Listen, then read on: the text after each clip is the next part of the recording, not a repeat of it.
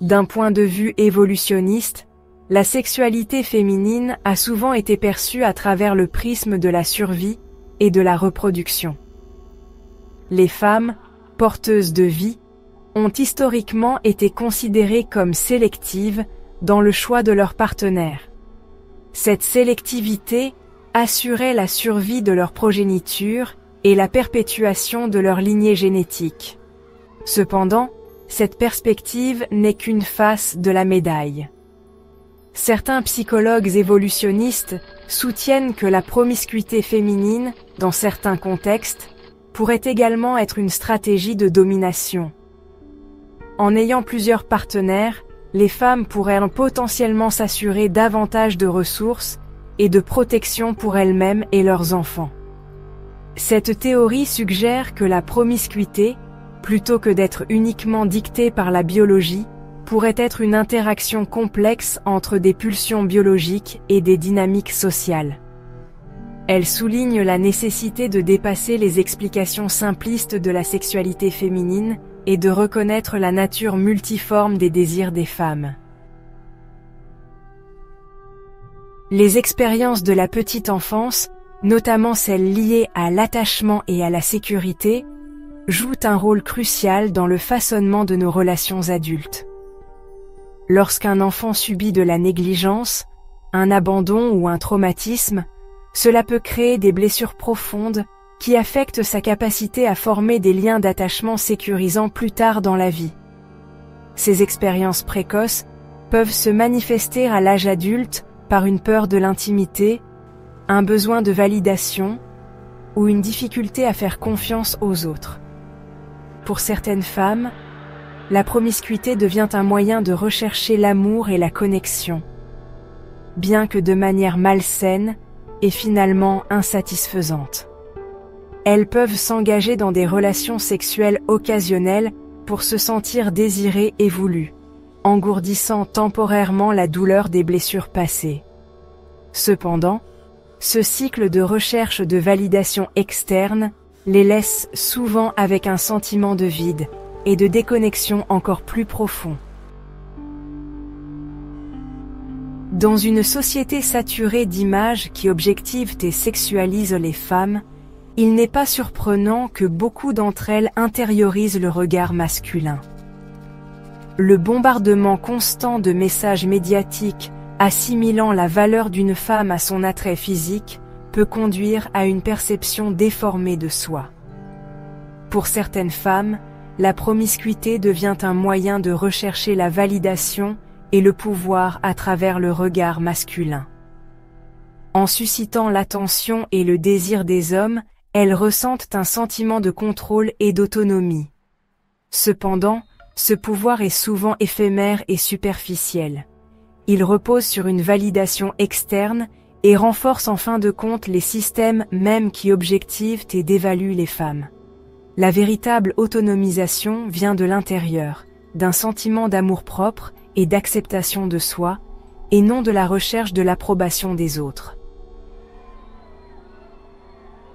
Le discours féministe contemporain célèbre souvent la libération sexuelle des femmes et les encourage à embrasser leur sexualité sans honte. Bien que ce message d'émancipation soit crucial, il est important de reconnaître les inconvénients potentiels de ce récit. La culture populaire dépeint souvent la promiscuité comme synonyme de liberté et d'indépendance. Cependant, cette représentation masque souvent les complexités émotionnelles et les conséquences potentielles qui peuvent accompagner les relations sexuelles occasionnelles. La réalité est que de nombreuses femmes qui ont des comportements sexuels multiples éprouvent des sentiments de solitude, de vide et de regret. La poursuite constante de connexions fugaces peut les laisser émotionnellement épuisées et déconnectées de leur véritable identité. D'un point de vue neurologique, le sexe occasionnel déclenche la libération de dopamine, un neurotransmetteur associé au plaisir et à la récompense. Cette poussée de dopamine peut créer une sensation temporaire d'euphorie et de satisfaction. Cependant, Une exposition répétée à cette poussée de dopamine peut entraîner un effet de tolérance, nécessitant une stimulation de plus en plus intense ou fréquente pour atteindre le même niveau de plaisir. Cela peut créer un cercle vicieux où l'on recherche de plus en plus de rencontres occasionnelles pour essayer de retrouver cette première sensation. Au fil du temps, ce cycle peut devenir addictif, conduisant à des comportements compulsifs et à des difficultés à former des liens significatifs. Le cerveau, habitué à la gratification instantanée du sexe occasionnel, peut avoir du mal à trouver satisfaction dans le processus plus lent et plus nuancé de construction de l'intimité. Section 6. Le prix du plaisir. Fatigue émotionnelle et problèmes d'intimité. Bien que les relations sexuelles occasionnelles puissent procurer un plaisir et une excitation temporaire, elles ont souvent un coût. S'engager dans de multiples rencontres sans attachement émotionnel peut entraîner une fatigue émotionnelle et un épuisement professionnel. Le cycle constant de rencontres de nouvelles personnes, d'interactions superficielles, puis de passage à autre chose peut laisser les individus émotionnellement drainés et déconnectés. De plus, la promiscuité peut rendre difficile le développement de la vulnérabilité et de la confiance nécessaire à une véritable intimité. Lorsque l'intimité physique n'est pas accompagnée d'une connexion émotionnelle, elle peut créer un sentiment de vide et d'insatisfaction. Cela peut conduire à un schéma de recherche de validation par le sexe, perpétuant ainsi le cycle d'indisponibilité émotionnelle. Section 7. Le désir de connexion. La solitude au milieu d'une foule de visages. Paradoxalement, la promiscuité, souvent perçue comme un signe de libération et de connexion, peut conduire à une profonde solitude. Malgré le fait d'avoir plusieurs partenaires, les personnes qui s'engagent dans des relations sexuelles occasionnelles peuvent manquer d'intimité véritable et de proximité émotionnelle. L'absence de lien émotionnel peut créer un vide dans leur vie, les laissant avec un sentiment d'isolement et d'invisibilité. Elles peuvent se retrouver entourées de gens tout en se sentant profondément seules, leurs besoins émotionnels non satisfaits. Cette déconnexion entre l'intimité physique et la connexion émotionnelle souligne l'importance de rechercher des relations qui nourrissent à la fois le corps et l'âme. Le véritable épanouissement provient de connexions qui vont au-delà de la surface, des connexions fondées sur le respect mutuel, la vulnérabilité et des expériences partagées. Section 8.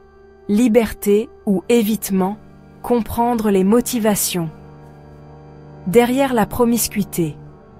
Il est crucial d'aborder le sujet de la promiscuité féminine avec nuance et d'éviter les généralisations. L'expérience de chaque femme avec la sexualité est unique, et il n'y a pas d'explication universelle pour laquelle certaines femmes s'engagent dans des relations sexuelles occasionnelles. Pour certaines femmes, la promiscuité pourrait effectivement être une expression de libération sexuelle et un choix conscient d'explorer leurs désirs. Elles peuvent apprécier la liberté et la variété qu'offrent les rencontres occasionnelles sans se sentir liées par les attentes d'une relation engagée. Cependant, pour d'autres, la promiscuité peut être un moyen d'éviter l'intimité, l'engagement ou de gérer une douleur émotionnelle non résolue. Comprendre les motivations sous-jacentes aux comportements sexuels multiples est essentiel pour s'attaquer aux causes profondes et trouver des moyens plus sains de répondre à ses besoins émotionnels. Section 9. Le chemin vers l'autonomisation. Conscience de soi et connexion authentique. La véritable autonomisation réside dans la conscience de soi et la capacité à faire des choix conscients, en accord avec ses valeurs et ses désirs. Cela implique de comprendre ses motivations, de fixer des limites saines et de donner la priorité au bien-être émotionnel. Pour les femmes qui se retrouvent prises dans un cycle de promiscuité qui leur apporte plus de douleur que de plaisir, le chemin vers la guérison commence par l'autocompassion et la volonté de confronter les problèmes sous-jacents. Recourir à une thérapie, rejoindre des groupes de soutien ou s'engager dans l'introspection peut aider les femmes à comprendre les causes profondes de leur comportement et à développer des mécanismes d'adaptation plus sains. En fin de compte, l'objectif est de donner aux femmes les moyens de faire des choix qui mènent au bonheur véritable, à l'épanouissement et à une connexion authentique.